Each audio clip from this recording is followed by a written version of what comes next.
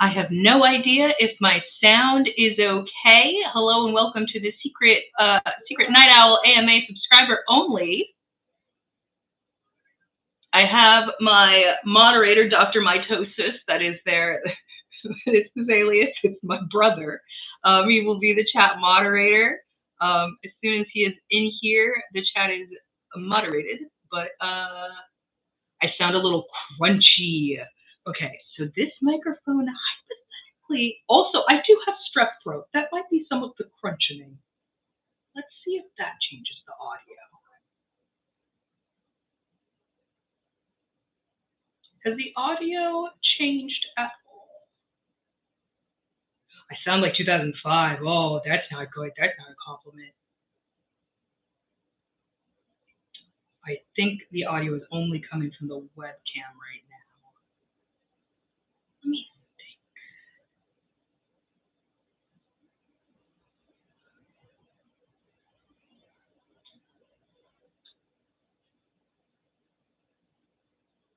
Dr. Mitosis, can you hear me? All right. Just going to repeat myself a whole bunch at the beginning here. This is a 30-minute Secret Night Owl AMA. My brother is the alias Dr. Mitosis. He is the chat moderator. We're setting that up right now. I've never done a live stream of any kind.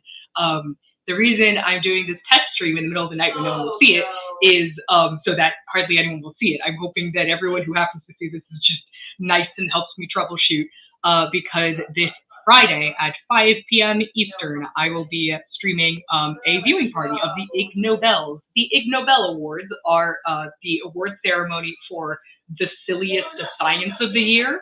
Real Nobel laureates give awards to other real scientists, some of whom later go on to be Nobel laureates, for their research which, quote, first makes you laugh, then makes you think.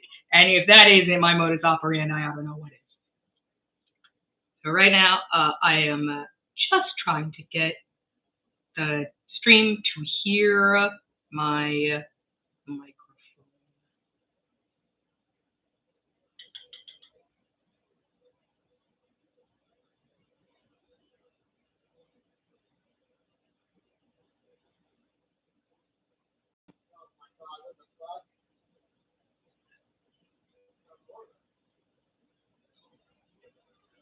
I suppose this is why people usually use a separate software for this. Okay. Dr. Mitosis, are you in? Okay. Are you able to enter the chat? Okay, great. Say that you're Dr. Mitosis so I can easily find you.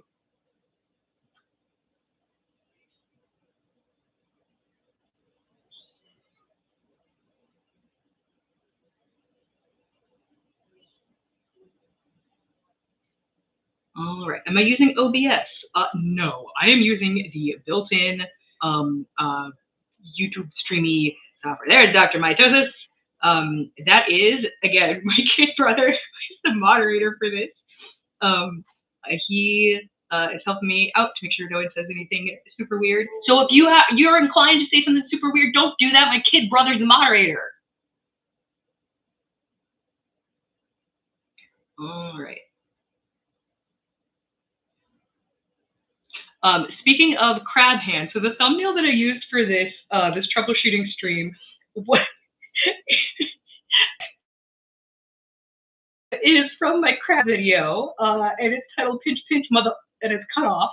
So I have to get rid of the entire crab costume because I made that I made it and then filmed it like 3 days before moving apartment. So I wasn't about to pack up that whole thing and bring it to the new place. However, I did keep one part of it, and I keep it under my desk. You never know when you're gonna need it. I kept the extra set of arms, and because I live in a hot, humid place, and I used acrylic paint on this thing, they heat fuse together, so I can't separate the fingers anymore. So this monstrosity has actually gotten worse, if that's at all possible to believe. All right. We're just gonna have to tolerate crunchy audio for now because I cannot convince this player to hear the actually plugged in microphone I have. which is rather annoying.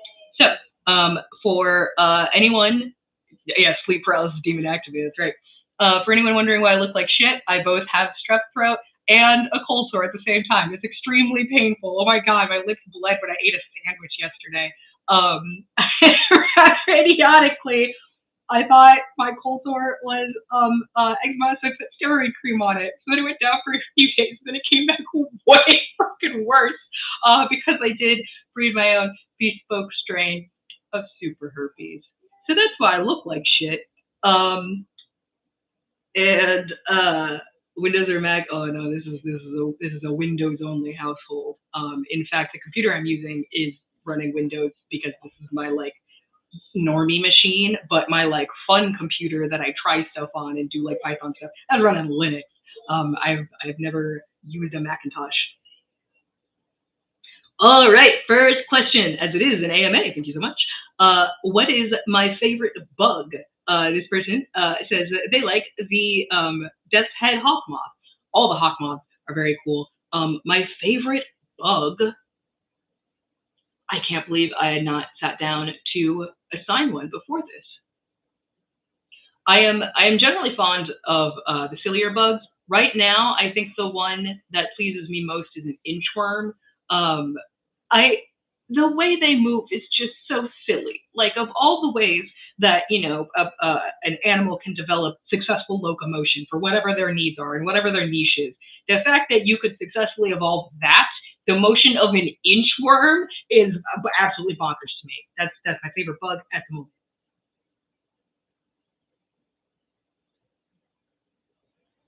All right, how cool are mushrooms? What do you think? What do you think? That's my whole gimmick.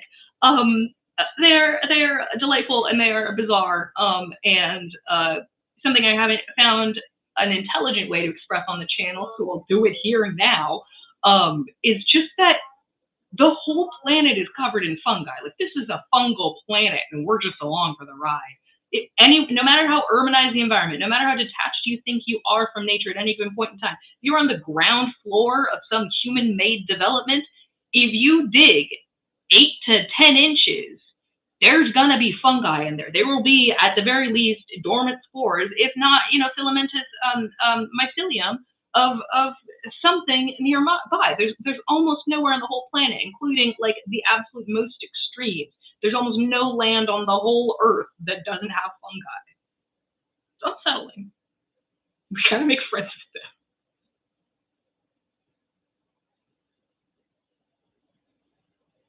All right, answering these in order.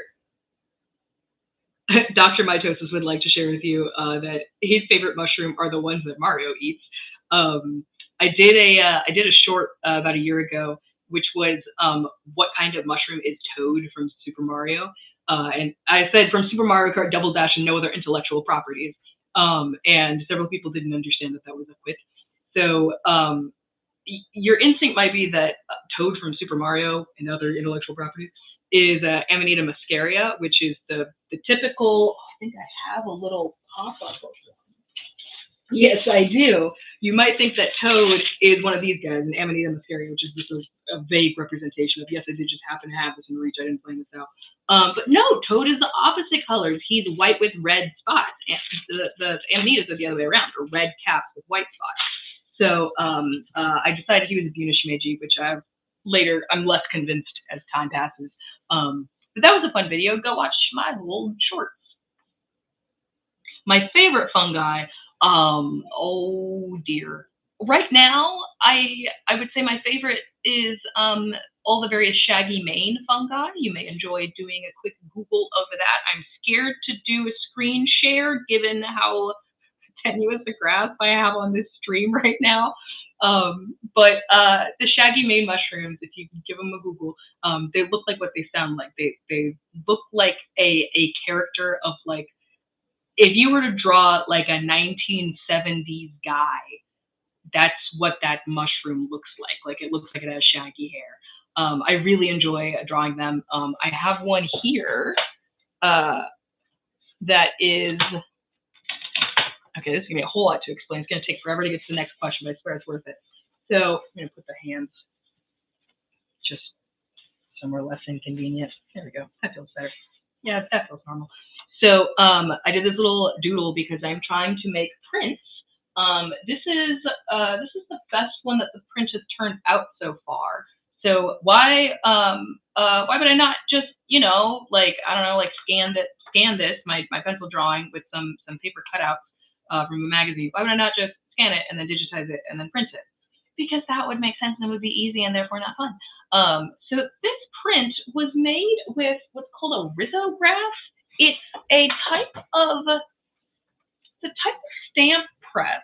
So I put the thing in here and I smush it down. There's an ink plate that goes in here. If I touch it, it'll get on everything. So I can't show that to you. But it's the style of printing that is where we get the idea of like comic book dots. So I'm trying to get higher fidelity going. I've messed up and I'm scared to make too many more masters because risograph printing, at least my little setup, requires flash bulbs. So these are like old-timey camera flash bulbs. Like it explodes when you use it. Like it does a little bitty, it's extremely bright because it needs to. Oh, what's that, Dr. Mitosis? Profanity is allowed. Vulgarity and cruelty is not. So you could use bad words, but don't be mean or bad about it. Uh-oh. What have you done? Okay. All right. Thank you, Dr. Mitosis. He is my moderator again. Dr. Mitosis is my brother. So don't say anything you wouldn't want my brother to know. He's in high school. He's not like a little kid, but whatever. Be good. Everyone be good. So the printmaking, I'm working on getting it to be a little bit better quality because I think this would be a fun thing to send out with the zines. But anyway, the flash bulb has to explode because it needs to burn into the screen that I then use to make my prints. So a shaggy mane is what I drew. It's my favorite variety of mushroom in this. So the ones that have these sort of like zigzaggy things sitting on top that they little. For anyone who has just joined, oh my goodness, there are 58 people here. Holy cow. This is the super secret Night Owl live stream AMA. I'm only doing this for 30 minutes just to test out the stream, to test out the moderation tools, to figure out if I could do it. My main problem right now is the audio quality. It is crunchy and sounds like 2005. I'm going to have to do some longer troubleshooting, not on the live, to figure out why it doesn't see my camera. Next question after my favorite mushroom. Let's see.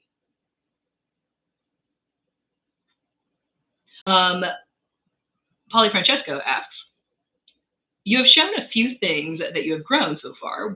You've shown a few things that have grown. What so far has been your favorite? I am very pleased with. I'm going to knock this over if I try to pull it forward. So this is a Dieffenbachia. It's a pretty popular tropical house plant. My apartment is extremely hot and humid in summer. I don't have air conditioning. So it is really happy in summertime. It is like doubled in size this season. But behind it, back here, which you can't see, I'm going to be risky. Oh, and feel free to ask questions about what the hell is on the desk. So this plant here, I'm really pleased with myself. I used to work at a plant store. This is a coffee plant. Specifically, it's an Arabica plant. It's almost certainly not going to bear fruit, and if it does, it's not going to be anywhere near enough to make coffee. This is not quite the right climate. Also, it's indoors. But this climate where I live in USDA Zone 9B, I believe. So it's hot and it doesn't freeze. And I live as close to the equator as there is in the United States, or nearly as. So this is an Arabica plant, and specifically, this is one that I got from the plant rescue section. When I worked at the plant nursery, I definitely wanted one of these. It was a scraggly, scrawny little one, and it was like 3 leaves, and it was like fallen over. And so the plant rescue plants that they sell are like way in the back, and they're ones that are like, it's sort of like the 3-legged kitten of plants. Like, this was going to be a little bit more work. You should probably be experienced, but it's going to be so rewarding if you can help them out. It would make you feel good. Please take one of these. So when I had to quit working at the plant store because I'm nowhere near strong enough for that. You got to be really buff to work at a plant store. So when I left, I forgot to get one with my employee discount, and then I went back, and they were all sold out of the rescue ones. I specifically wanted one that was like a little bit messed up. So I went back a few months later, and they had one again, and it was so pathetic and sad. It was about this tall, and it had 4 of these 5 stems and maybe 6 leaves in total. It was pathetic. So well, look how happy it is. It's about a year and a half old now. And this is a plant I'm most proud of. It's certainly not my freakiest, but it's my coffee plant. It's pretty. All right, moving on to another question. Thoughts about the new study about potential life on Mars? I have a script I'm editing for it. But to give you a preview, the video is not going to be my answer to, do I think this is finally it? The video is going to be how I personally, a non-expert, but a person who reads a lot of science media and is literate in how to read scientific literature and how to read research papers, someone who's like, if you have like 12th grade English level reading comprehension skills, you can absolutely learn to read research papers. There's more of a trick to it than like a brilliant. You don't need to be a genius whatsoever. You just have to learn how to read them. So the video is going to be about how to read the poor media translations of technical publications, how to go find that technical publication, and how to read it as a layperson. You don't need to read it front to back because you're not trying to replicate that study. You're not a fellow scientist doing like a repeat study. You just want to know what it says. So the video that I'm making about is there life on Mars, because there's yet another headline about what NASA says. This might be life. What is it? We don't know any other explanation. That might be a dead microbe. The reason I'm doing it this way instead of saying here's my take is that one, that's not going to age very well. Someday there will be another headline. But also you can apply this to any sort of forever. There's something about red wine is good for you. Scientists discover the cure to Alzheimer's, it's the cure to cancer in the rainforest. And there's these sort of headlines that are evergreen that can make you feel a little bit cynical about science, or that maybe there's not as much progress as it seems like, because it's like, hey, I read this headline 5 years ago and everything looks the same to me. Where's the progress? So the video is about how to figure out when it's finally, holy shit, there's bugs on Mars. So that's what I think about it. Who wins in a fight? Fungi, single-celled organisms, or grass? Oh, that's a good one. To answer that, I must first decide what grass is. I got in hot water with botanists on TikTok a year or so ago, maybe 2 years ago, because I said that palm trees are grass, which I think they are. That's why I said that. But by grass, I just meant monocots. So the way that, if you think about like how trees grow, if you slice a tree in half and you look at a cross section of tree, it's got rings. So it develops woody growth that sort of expands outward and it grows out radially. Grasses grow in like these tubes, these hollow tubes. So anything that's a reed, bamboo is a grass, that's a monocot. Anything that grows in that sort of mono one, tube thing is a grass. To me, but grass, much like tree, is not an actual taxonomical designation. There's no such thing as a fish. There's no such thing as a tree. There's no such thing as grass. But also, if I say something is grass, you know what I mean. I was trying to demonstrate that functionally, the way that palm trees grow, the way they behave, the way that they, produce little seed pods, basically grass. So that's what I'm going to say grass is, any monocot. Who would win in a fight? Fungi, single-celled organisms, or grass? Well, given that I have bacterial infection of the throat right now, I'm particularly impressed with single-celled organisms because I'm mad at them. But who wins in a fight? Okay, so I have to decide what that fight would be. I am inclined to want to say that is a celebrity deathmatch type fight. Like, I don't know if you ever saw the show on MTV with the claymation where they make like, this is so weird. It was like a Robot Chicken type show. They'd make little claymations of celebrities, often two celebrities who were like had similar movies or people confused for each other.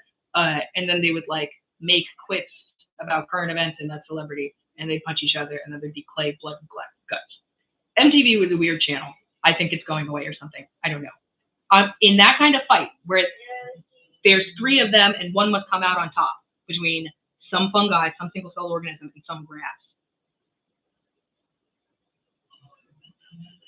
I'm going to say single-celled organism. The grass needs to be continuously alive. Grass can't go into dormancy the same way that a fungi can, like with a fungi can shrink down into just like a little bit of mycelium, and then if it releases just a few spores, that spores they're genetically identical, so it's still the same organism kind of. Fungi are weird like that, so that could stay alive a long time. Many bacteria, or excuse me, many single-celled organisms can also sort of dehydrate themselves and go into like stasis.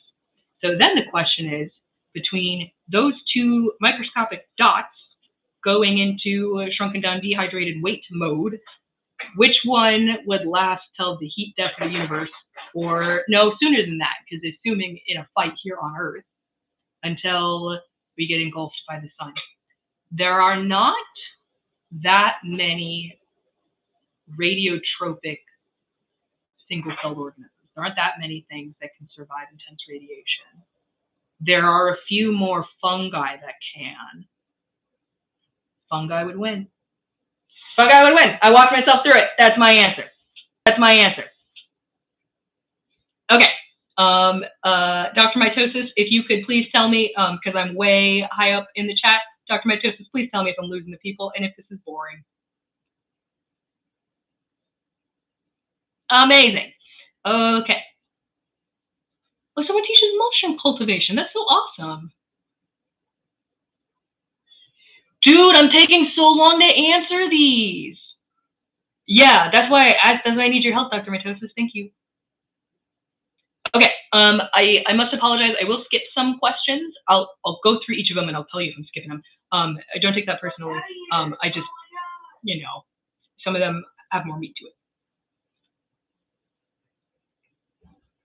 Oh, I'll answer that. IgNobel. IgNobel is the awards ceremony that I will be doing a viewing party for this Friday at 5 p.m. Eastern. Even though I live in the Pacific time zone, they do this in Boston, so I'm saying 5 p.m. Eastern.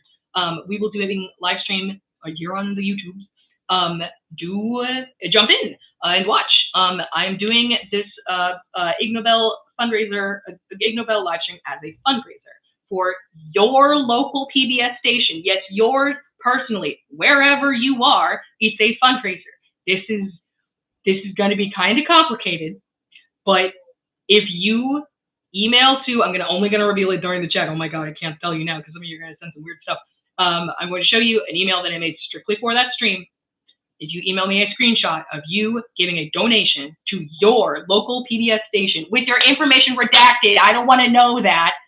Send me that screenshot, and then I will tell you one of my favorite fun facts, or otherwise share a desk trinket. And if all else fails, I do have a spinny wheel that I'm going to be putting little inserts on, and every person who gives to their local PBS station will get a spin of the wheel, and I'll share something interesting or do something interesting. That's what I'm doing. The IgNobel Awards are the awards for the silliest of science of the year. They're like the Razzies for science. Real Nobel laureates give awards to other real scientists, some of which who go on to be Nobel laureates themselves, for science which first makes you laugh, then makes you think. And that's the most wonderful thing I can think of. All right, so questions I'm going to skip. Please do not take offense. What is the silliest plant name? I gotta think on that for a long time because there are a lot of goofy ones. Where did my interest in science start? I've always been like this. I have no, I wasn't bit by a radioactive science museum docent. I've always been like this. As a child, my earliest memories were sitting in the backyard, looking at bugs on grass.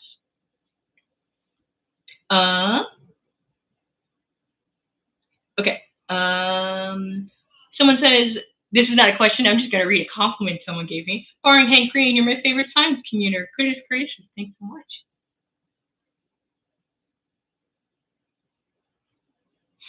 Dr. Mitosis has apologized to someone for putting them in the timeout.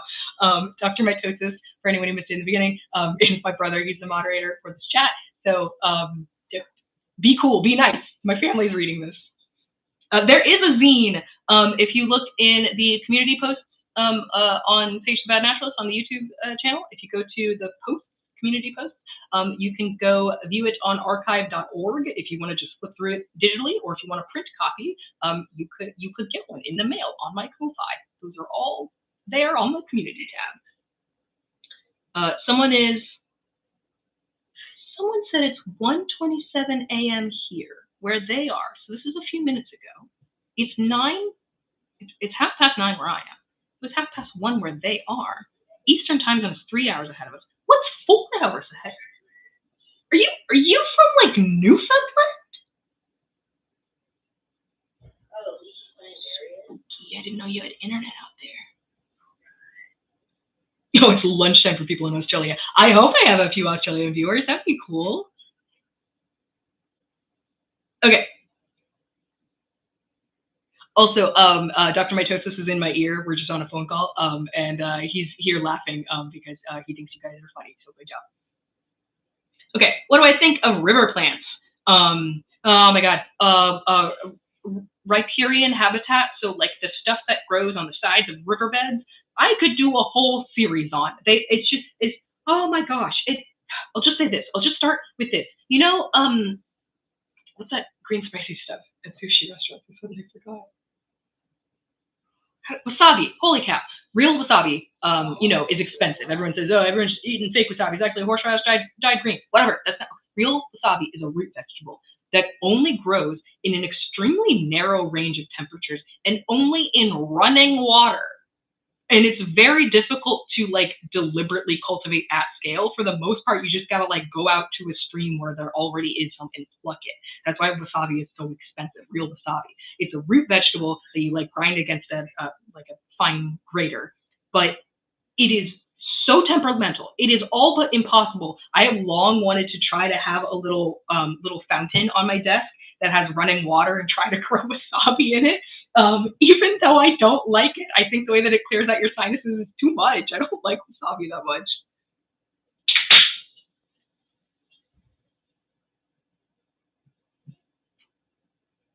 Okay. Oh, it's 5:30 a.m. in Ireland. Go back to sleep. Okay. This person says, I just came here to say that you love my moped and you ride a sidecar. Oh, that's so dope.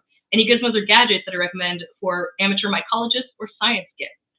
No, that's the great thing. Specifically amateur mycology. You don't need anything. If you are interested in mycology, you want to go outside where it's damp and like, hey, look, a mushroom, that's neat. You need no tools, no supplies, absolutely nothing. All you need is a little bit of sense. Don't eat anything until you are as sure as you would bet your life on it. So don't put anything in your mouth, you toddler. If that was an inclination you have, don't eat stuff you find in the woods and you don't know what it is. You generally don't need to worry too much about things being toxic to the touch. That's pretty rare. There are only a handful that are like that. For the most part, just don't like squeeze anything and take a deep inhale, but do wash your hands before you touch any mucousy parts of your face. And wash your hands before you eat something. But when you go out and you're interested in mushrooms, the only kit you need is your eyeballs, a camera, ideally, to know where you are and to look up your region, whatever might be relevant. If you're visiting a protected park or whatever, Pacific Northwest, and look up somewhere reputable. There's a lot of field guides. Pick it up from your local public library. What's common around you, and then go for a scavenger hunt. Get yourself a print book. Again, borrow from the library. Costs no money. And wait until you find something that you can match the picture. And a good field guide will tell you more than just the picture. If you're just matching pictures, that's not a good guide. That's not good. When you want to know for sure what you got and don't have a microscope, what you do, you lop off the cap. So let me take out my own little demonstration toy again. The red part here, the red part with the spots, that would be the cap of the mushroom. You lop that off until it looks like this. Ooh, this is working. So you cut like this, and then you would set this on a piece of paper or a piece of aluminum foil if you're not sure if the spores are going to be light or dark. And you cover it. It doesn't have to be totally sealed tight, just cover it so that it doesn't get knocked over and that nothing else gets in there. Come back 12 to 24 hours later, pick up the mushroom cap and look at the spores. They will be, you'll see the pattern of the mushroom in there. And when you look at that color matched with whatever the mushroom looked like, because you took a picture, you should be able to somewhat reliably identify, and then you get to keep a little notebook of all the stuff you found. It's like Pokemon Go, but you don't need to like, have any time sensitivity. Okay. Let me find another question. Oh, what is the black thing on my desk? This, I'm so glad you asked. This is a medium format camera. It is not decoration. It's got film in it. If you need me to prove it, look, it's got the, what? Can you see that? It says 9. That's the frame number. So this roll of film that's in here has 12 frames. It's about $12 for a roll of film, so they're expensive pictures. It's another $8 to $10 to develop it. At a place in my neighborhood, which is so cool. So this is a medium format camera. I'm sure there will be no good way to do this, but I'm going to try anyway. All right, so this is the viewfinder. You don't look through an eyepiece like in a regular camera, and this one you look top down. And let's see if I can. Nah, it's not gonna work. It's too shiny. But you look down in here, and it projects onto a mirror. This like onto a flat piece there. So you viewfind by looking down, and it takes pretty okay pictures. It's very old. I think this is from early 50s. I brought this home once, and my grandma stopped mid-sentence, and she said, oh, "My dad had one of those. Where did you get that camera?" The answer is the back of a tea shop in Philadelphia. And when I tried to go back, the tea shop was gone. It was under a highway. It was a very spooky, weird experience. But that's where this camera came from. I hope it's not haunted. Oh, someone asked, so I'm just going to say it for a third time, and then I will finish up the questions in here. So I'm taking, as of right now, it's 47 after the hour. I'm taking no new questions.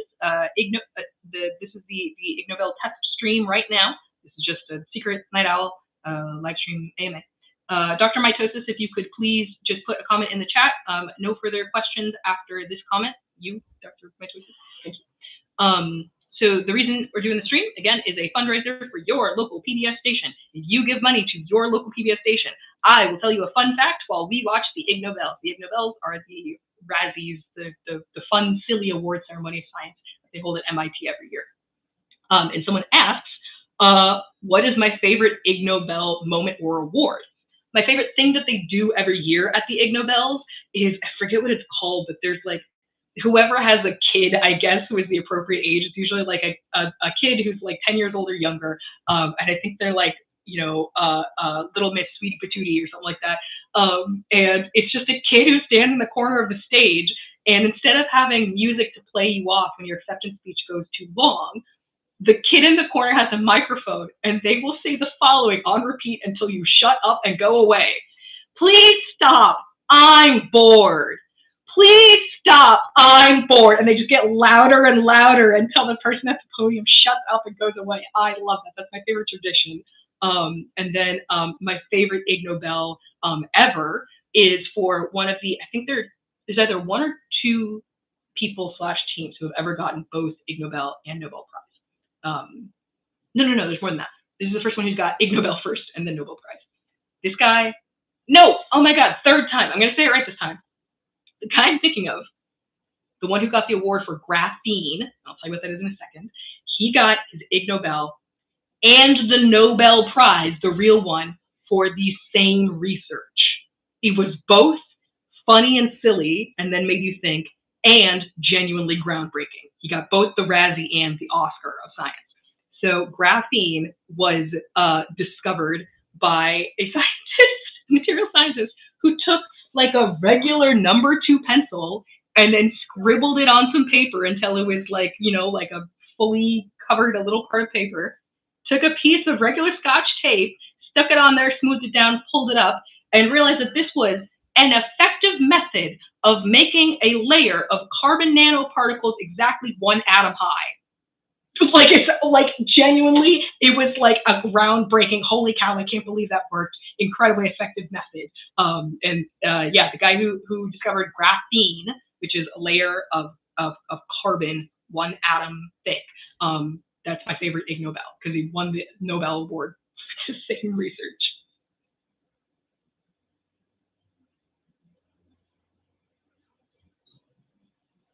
Okay. I'm trying to make my way down. I'm going to finish up all the questions that are here. Oh, Reject Convenience is here. Hi, Reject Convenience. Reject Convenience is a very good channel about like tech and online privacy and how to be smart about that. Not like, you know, how to be safe online, but like understanding like why is it like this? Who is benefiting from this?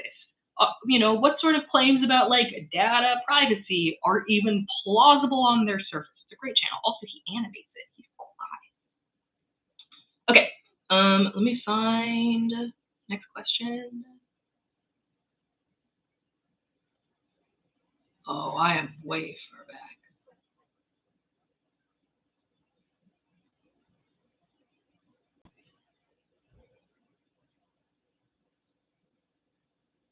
Okay, someone said, is it really? It doesn't look like any I've seen. What kind? But I don't know what they're talking about.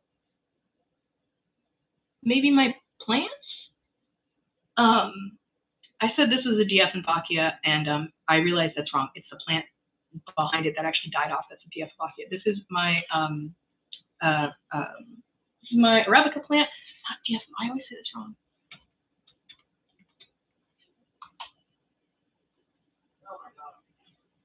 Oh, yes, it is. No, that's my Dieffenbachia. Yeah. Part of the other reason I had a hard time in grad school, in landscape architecture grad school, is that I had to do the flashcards for so long to remember the Latin taxonomical name for plants. I remember the common names really easy, but the Latin names I had a really hard time with. Okay, do forgive me, as again, this is the secret subscriber only Night Owl AMA. I'm going to take just a few more questions. Again, Dr. Mitosis already did the cutoff. I'm going to go back to front, seeing. Okay, I'm going to answer 3 more questions, and that's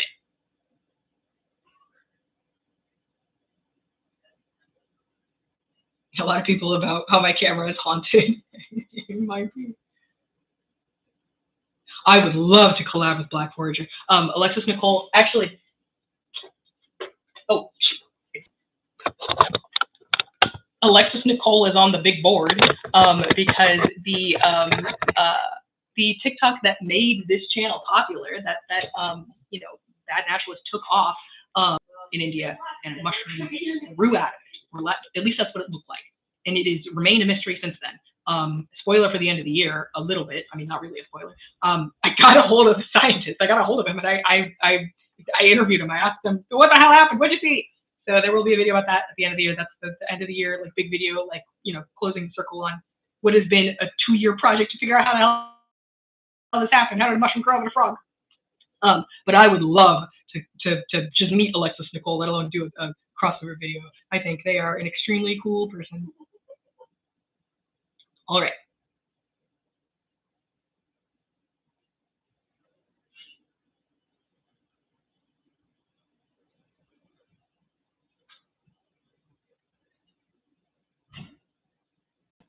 Let's see, looking for another super good question.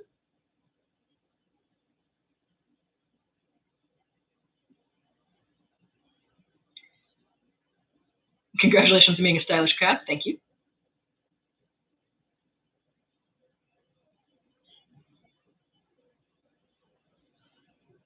Oh, someone else recommends the channel Angela Collier. Absolutely do that. Angela Collier is an astrophysicist and smart person who is really good with deadpan, smarmy humor.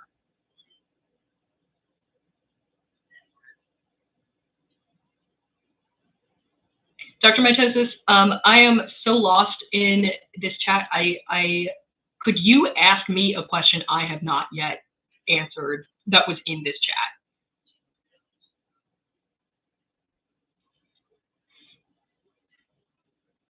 Oh, my favorite dinosaur. Oh.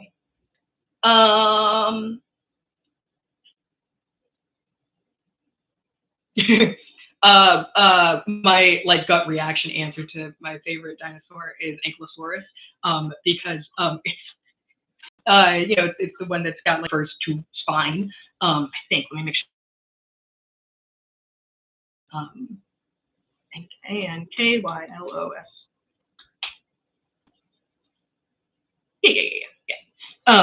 That one's my favorite because it looks silly. I like the way it looks. I like that its tail is called a thagomizer. That's the funniest thing I've ever heard. Because it was a joke, and then paleontologists started saying it seriously. Because it was from a Far Side comic. And then paleontologists now actually I don't think it's technically called that, but like the big ball on the end of Ankylosaurus, they actually call it a thagomizer in reference to a comic that they like. I also like them because I have a disease of the spine, and I like that we have the same prefix in our descriptors. Uh, that's the answer to my favorite dinosaur. Dr. Mitosis, hit me with another one. Another one. I sure seem like the type, don't I? I did as a teenager, and I really enjoyed it. But I think I could only enjoy it as a teenager because no other point in my life have I had enough time.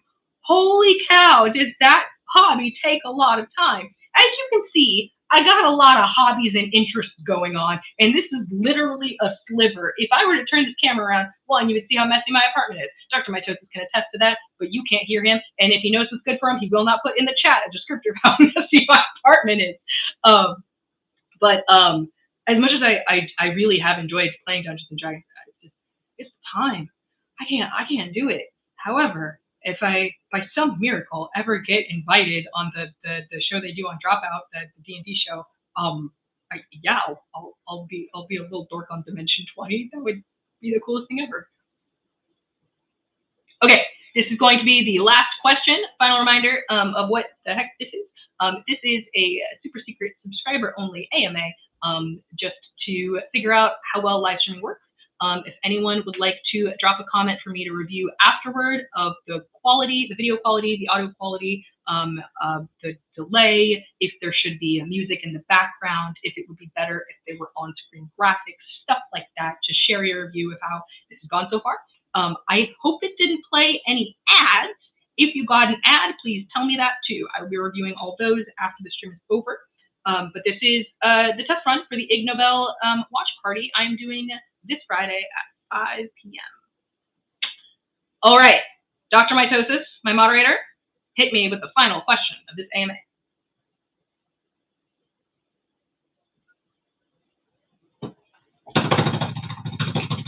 Final question incoming. Final question incoming. Oh, people did get ads. Yikes. Okay, I gotta figure out how to fix that. I promise I'll give this ad revenue to my local PBS station because that's the point of this run-up fundraiser.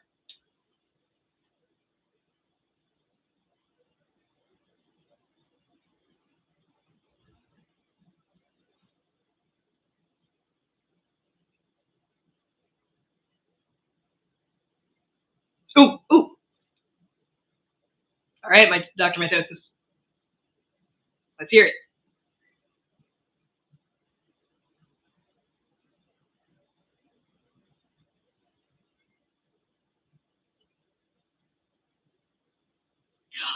Final question of the stream. Have I tried to grow pink oyster mushrooms? So close. I successfully grown lion's mane from one of those like boxes where it's like shrink wrapped and then you like cut it and spray it.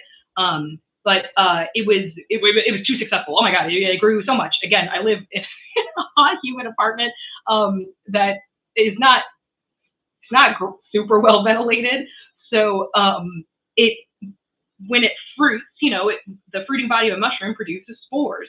So even though I live in a super old building, it does have wood floors. And for a brief second, I thought, oh no, because I had it on there's a little brick like threshold where I had it sitting on, and then after it was on the ground, and then after the brick threshold was the wood floor of the apartment.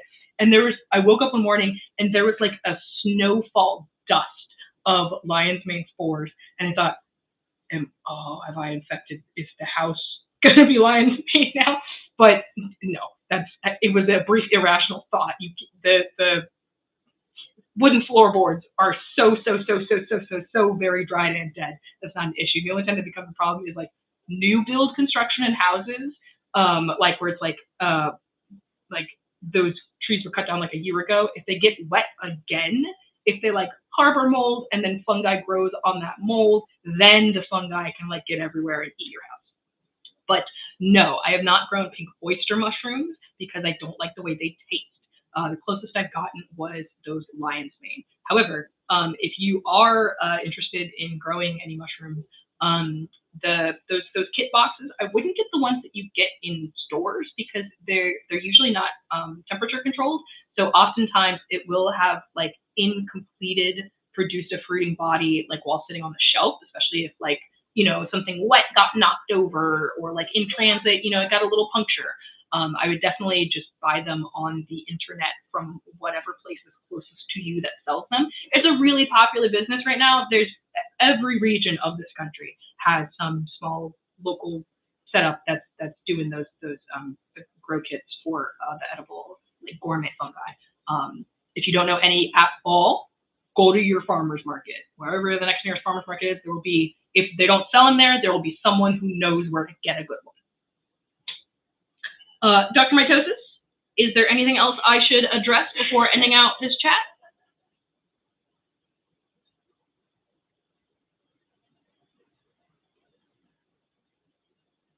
Why did you do that? Dr. Mitosis, you're telling me that as a child you used to stare in the sun. No, I did not. Why did you tell the people I'm an idiot? I hadn't considered I needed to moderate my moderators. That's what I get for using my little brother. All right, everybody.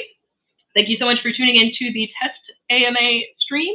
I'm going to go through and read all of these. I'll put a community post for anything that absolutely deserved a direct answer. Otherwise, look out for the community post and me going live this week on Friday at 5 p.m. when we watch the IgNobel together and raise money for your local PBS station. Bye. Bad naturalist is going to go to bed.